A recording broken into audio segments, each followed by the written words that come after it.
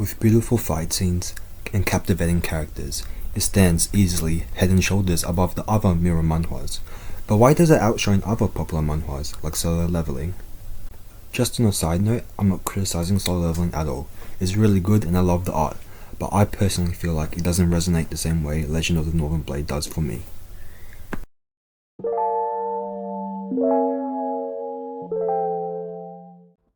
Initially following a similar trope to other Murims, Jin Mu Won, son of the fourth leader of the Northern Heavenly Sect, Jin Ho, is betrayed by those closest to him, the four pillars of the Northern Sect. Having grown to envy his father for the immense power that he possesses, these four commanders, along with 9 skies, 9 authority figures of the Central Heavenly Alliance, decide to frame him and have him killed, realizing the threat that Jin Ho poses to their society. And thus the young boy seems to live his life with little to no freedom, wandering around aimlessly in the now abandoned sect, constantly guarded by the Central Heavenly Alliance, the organization responsible for the sect's decline and abandonment. Yet, unbeknownst to these martial artists, Murim has begun to learn the teachings of the sect through the sect itself, and ultimately an opportunity arises to break through the chains of the Central Heavenly Alliance. An unfortunate encounter with the Chaos Demon, an individual part of the Silent Knight, the organization that the Northern Sect has been fighting for 100 years. And amidst the remnants of a battle that leaves him severely injured, Murim is now able to continue upon his new path, guided by vengeance that mellows out into a more mature thinking of the world around him.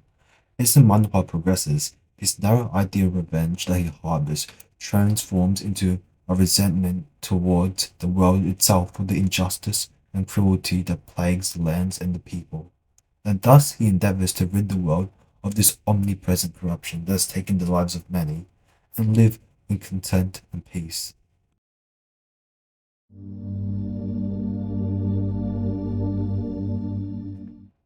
To begin with, Jin Mu Won is a more realistic character, and a trope oversaturated with powerful protagonists.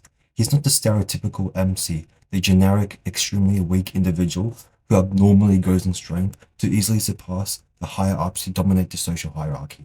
Instead, his demeanor and characteristics is consistent with the circumstances in which he grew up in, isolated and oppressed by authoritarian individuals insistent in erasing the legacy of the Northern Sect. A thin and seemingly weak boy who displays no hint of martial prowess. Yet, there are subtle indicators that mark him as a man worthy to continue the legacy of the prestigious Northern Sect. His determination, his willpower, his calm and calculating approach to different scenarios, his ambition, and most importantly, his fierce devotion to protecting his loved ones. The author, Wugak, establishes these foundations through significant interactions with other important characters. Conversations with Yoon Hyo-seo, a girl that he nursed back to health after she'd been fatally wounded, reveals his kindness and nurturing characteristics, highly sought after in a role model, teacher, and leader. Patience and understanding, coupled with a keen intellect through the art of blacksmithing and intense scrutiny from those supposedly guarding him. In a world that seeks for the death of the son of the traitorous Jin Ho, such qualities need to be cultivated in a desperate bid for survival. Yet, despite the many achievements that display his superior martial arts, his countless fights with figures that stand atop the Murim world, Jin Mu Won is still fallible. He is prone to be rash, to be slightly arrogant of the immense strength that he possesses, derived from the several years of isolated training he has undergone, and the countless martial masters that he has easily defeated. Turning the page over, we can also witness a more fearful Jin, aware of the path of bloodshed he must walk in order to fulfill his goal. Fearful of the danger that faces both himself, but most importantly, his loved ones, in his struggle with the numerous lives slain by his hand. Drowning in the sea of blood that is called the Murim world, and without the guidance of a father in his life, Murim is prone to make irrational decisions that jeopardize the livelihoods of his loved ones.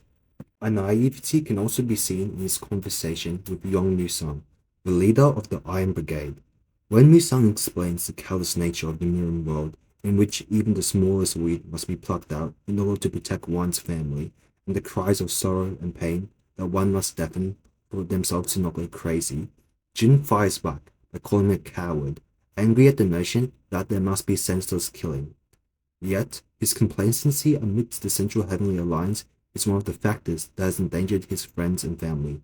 Having risen so quickly in the Murim world, and as Yong Mu-sung said, bared his fangs too early, the enemies of the Northern Blade are desperate to stamp out his life before he becomes too powerful for them to deal with. And after the loss of Myong Ryu-san and the escape from the Central Heavenly Alliance, and with Jin's friends suffering grievous injuries, he is forced to acknowledge his foolishness and pledges not to forsake any of his family to any more suffering. And this leads me on to the next point, the characters. The manhwa is not solely driven by Mu Won's ideas of revenge, but also employs a lot of character building. It has become a common theme in many manhwa that the story solely revolves around the main protagonist, and with the introduction of new characters, it seems to be just glossing over them and just leaving it at that. It's become a bit too repetitive after a while, and a bit mundane and boring. A bit more context surrounding the characters is more often enjoyable to read. In Legend of the Northern Blade, the supporting protagonist and antagonist are all fleshed out to the point where we can root, despise, sympathize, and even empathize with the characters. This is especially true with the introduction of Seo Musan, one of the mercenaries responsible for guarding Jin. We are first introduced to him through his actions to stop Zhang Pei-san and the rest of the group from killing Jin, leaving behind a roll of bandages before following with an apology. This gesture, alongside the genuine concern upon Musan's face, is realistic and allows the readers to get a good grasp on who Musan is, a good person in a cruel world. It's great to see characters that embody humane characteristics. After all, this is just a child that they're torturing. Strip away his worthless title of the descendant of Jin Kwan Ho, and he's just a child trying to survive in a world that seeks for his death. Through this interaction, we can clearly see the moral compass that Seo possesses, one of the many likable characteristics that eventually leads him to become Mu Won's right-hand man. Through small conversations between him and the other mercenaries, we learn his personal story, his struggles with the blade, and his falling out with his friend and girlfriend, which has had a debilitating effect on his mind. As he encounters difficult circumstances, we can see his immense growth of his character. From an individual hell-bent on getting revenge on his friend, blinded by the love he holds for his now ex-girlfriend, now realizing the futility of revenge, and thus embracing a more resolute goal in mind.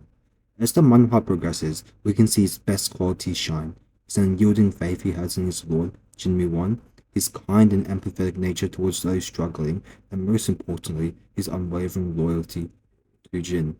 Seo Mu-san is one of the many characters that play a pivotal role in not only the progression of the story, but on the lives of others. With so many characters to explore, I'd highly suggest enjoying them in your own time.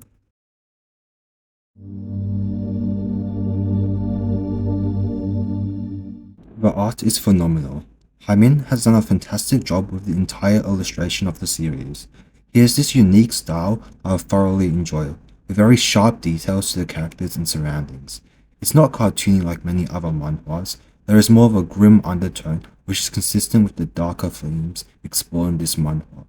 I particularly like the attention to each character during the fight scenes. The striations on the arms and the grim facial expressions when fighting against strong opponents really emphasizes what's on the line, their life but also the legacy and loved ones. All in all, I hope you guys give this manhwa a shot. It's really enjoyable. And yeah, have a good day, guys.